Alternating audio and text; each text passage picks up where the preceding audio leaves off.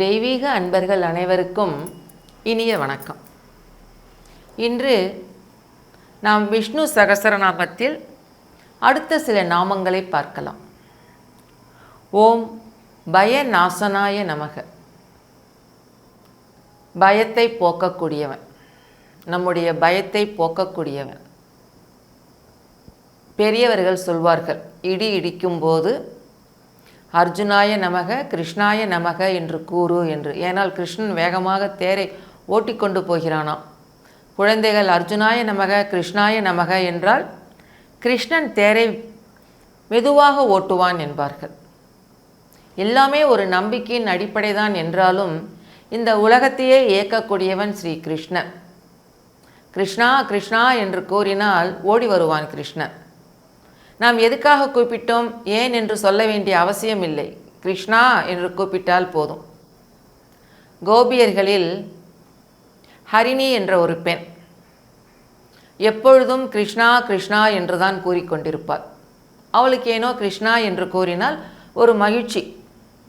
எது நடந்தாலும் அவள் தாயார் அடித்தால் கூட கிருஷ்ணா என்று தான் அழுவாள். வேலை செய்யும்போது ஏதேனும் சோர்வு ஏற்பட்டால் கிருஷ்ணா என்று கூப்பிடுவாள்.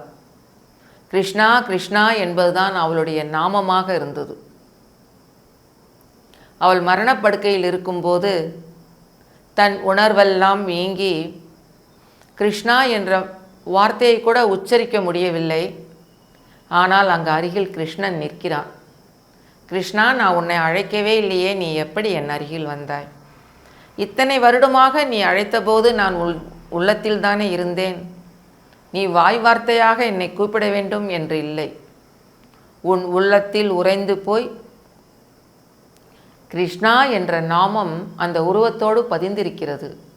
எனவேதான் நான் உன்னிடம் ஓடி வந்தேன் என்ற கிருஷ்ணன் அவளை சுகமாக வைகுண்டத்துக்கு அழைத்துச் செல்கிறான்.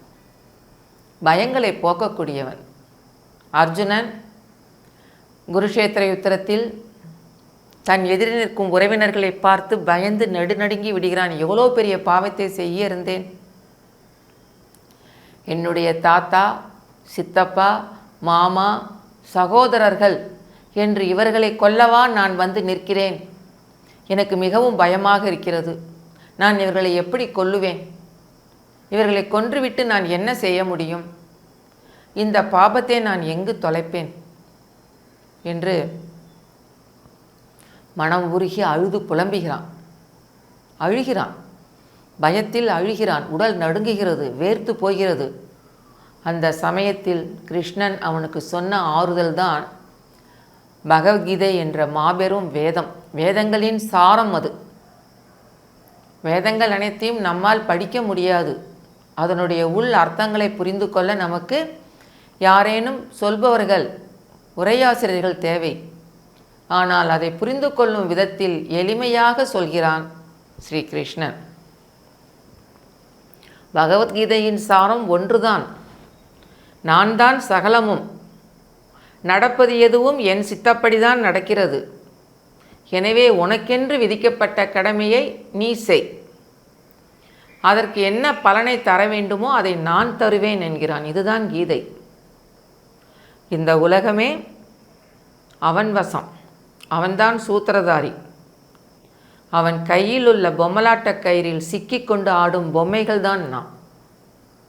இதைத்தான் பகவத்கீதையில் சொல்கிறான். அந்த பயத்தை நாசம் செய்யக்கூடியவன் ஸ்ரீ கிருஷ்ணன்.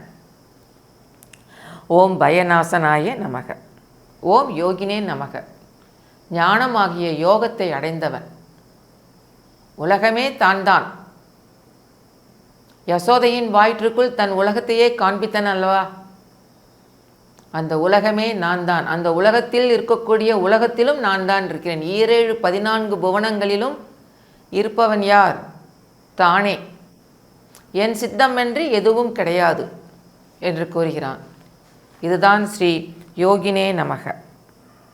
ஓம் அபராஜிதாய நமக. பகைவரால் வெல்லப்படாதவர். அவனை வெல்வதற்கும் நிறைய பகைவர்கள் வந்தார்கள். ஆனால் தர்மத்தை காக்க பிறந்த ஸ்ரீ கிருஷ்ணனை வெல்ல யாராலும் முடியவில்லை. ஏனெனில் கிருஷ்ணனை எதிர்த்து நிற்பவர்கள் அதர்மம் புரிந்தவர்கள். ஆனாலும் கிருஷ்ணன் அவர்களையும் மன்னித்தான். சிசுபாலன் என்ற அரக்கன் ஒவ்வொரு முறையும் அவனை எதிர்த்தான். ருக்மிணியை திருமணம் செய்து கொள்ள வந்தபோது ஸ்ரீ கிருஷ்ணர் ருக்மிணியை கவர்ந்து கொண்டு வந்து விடுகிறார். அவரை துரத்தி கொண்டு வந்து அவரோடு போரிடுகிறான். ஆனால் தோற்று போகிறான். விருப்பமில்லாத பெண்ணை அடைய வேண்டும் என்று நினைப்பதும் அதர்மம்தான். அந்த அதர்மத்தை சிசுபாலன் செய்ததால் அவனால் ஸ்ரீ கிருஷ்ணனை வெல்ல முடியவில்லை. ஆனாலும் கிருஷ்ணர் அவனுடைய தாய்க்கு, தன்னுடைய அத்தைக்கு ஒரு வாக்கு தருகிறார். 100 முறை அவன் செய்யும் தவறுகளை நான் பொறுத்துக்கொள்கிறேன். அதற்கு மேலும் அவன் தவறு செய்தால் அவனை சம்ஹாரம் செய்து விடுவேன் என்று கூறுகிறார். அதேபோல் சிசுபாலன் 100 முறை 100 இடங்களில் அவரை அவமானப்படுத்துகிறான், அலட்சியப்படுத்துகிறான், மிக கேவலமாக பேசுகிறான். இதையெல்லாம் ஸ்ரீ கிருஷ்ணர் பொறுமையாக கேட்டுக்கொண்டிருக்கிறார். ஒரு புன்னகையோடு கேட்டுக்கொண்டிருக்கிறார். அவர் புன்னகை புரிந்தாலே அங்கே ஆபத்து என்று அர்த்தம். அங்கே ஏதோ ஒரு தீய விளைவு நடக்கிறது. அதற்கான தண்டனையை ஸ்ரீ கிருஷ்ணன் தரப்போகிறார் என்று அர்த்தம். கிருஷ்ணா, உன்னுடைய கோபத்தை கூட என்னால் புரிந்து கொள்ள முடிகிறது. ஆனால் உன்னுடைய சிரிப்புக்கு என்னால் அர்த்தம் புரிந்து கொள்ள முடியவில்லை, தெரியவில்லை என்று கூறுகிறார் ஸ்ரீ உத்தவர்.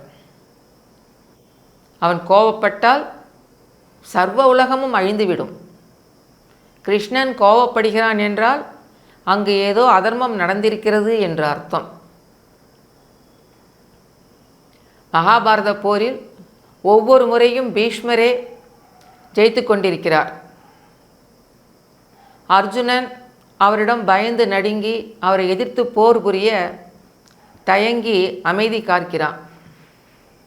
அப்பொழுது ஸ்ரீ கிருஷ்ணனுக்கு கோபம் வந்து விடுகிறது. தன் கையில் வில்லையும் அம்பையும் எடுத்துக்கொண்டு இந்த நிமிடமே உங்களை நான் சம்ஹாரம் செய்கிறேன் என்று பீஷ்மரை நோக்கி ஓடுகிறான். ஆனால் ஸ்ரீ கிருஷ்ணன் இந்த போரில் நான் ஆயுதத்தை ஏந்த மாட்டேன் என்று சபதம் செய்திருக்கிறான். அவன் ஓடி வருவதை பார்த்து பீஷ்மருக்கு மகிழ்ச்சி. 2 கரங்களையும் கூப்பிட்டு, கண்ணா வா வா, உன் கையால் மரணமடைய நான் கொடுத்து வைத்திருக்க வேண்டும், வா கண்ணா வா என்று கூறுகிறார். அதன் பிறகு பாண்டவர்கள் 5 ஓடிப்போய் கிருஷ்ணனின் காலில் விழுந்து மன்னிப்பு கேட்டு அவனை அழைத்து வருகிறார்கள். அதன் பின் போர் தீவிரமடைகிறது. எனவே அவன் கோபப்படுகிறான் என்றால் தர்மம் வெல்ல வேண்டும் என்பதற்காக கோபப்படுவான். அந்த அதர்மத்தை செய்தவர்களை அழிக்க வேண்டும் எனும்போது அவன் உதட்டில் ஒரு சின்ன புன்னகைதான் உண்டாகும். அதைத்தான் சொல்வார்